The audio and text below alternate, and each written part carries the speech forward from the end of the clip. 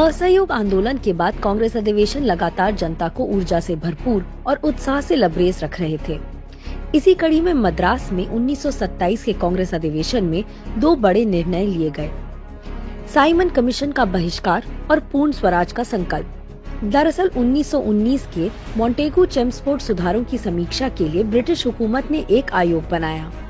इस आयोग के अध्यक्ष थे सर जॉन साइमन और उनका काम था 1919 के सुधारों की भारतीय हितों के हिसाब से जांच करना। अब अंग्रेजों का अहंकार देखिए कि भारतीयों के हितों की बात थी और कमीशन का एक भी सदस्य भारतीय नहीं। ये लगभग वैसी ही बात थी कि किसानों के हित में कानून बनाए और किसानों की ही राय न शामिल हो उसमें। कमीशन में एक भी भारतीय को शामिल न करना भारतीयों का अपमान था। इस अपमान के विरुद्ध स्वाभिमानी भारतीयों ने साइमन कमीशन का विरोध करने का फैसला लिया। महात्मा गांधी से लेकर पंडित जवाहरलाल नेहरू और पूरी कांग्रेस देशवासियों के साथ मिलकर साइमन कमीशन के विरोध में खड़ी हो गई। 3 फरवरी 1928 को साइमन कमीशन ने जैसे ही भारत की सरजमी पर कदम रखे, पूरा देश हड़ताल पर चला गया। तानाशाह हुकूमत के पास किसी भी जायज विरोध का एक ही जवाब होता है, दमन, क्योंकि विरोध की आहट भर से तानाशाही सत्ता की नींव डगमगाने लग जाती है।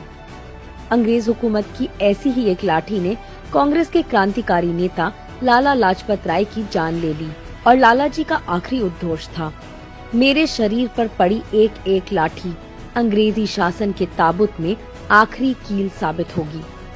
साइमन कमीशन के विरोध के दबाव में 1935 का भारत परिषद अधिनियम अमल में लाया गया, जिसके जरिए भारतीयों को प्रांतीय शासन प्रबंध का अधिकार मिल गया। लिहाजा 1937 के पहले प्रांतीय चुनावों में भारी संख्या में भारतीयों की जीत हुई और देश भर से कांग्रेस को भारी बहुमत मिला। अगले एपिसोड में आप देखेंगे कि साइमन कमीशन के विरोध में नेहरू रिपोर्ट ने किस तरह भारतीयों की मजबूत पैरवी की।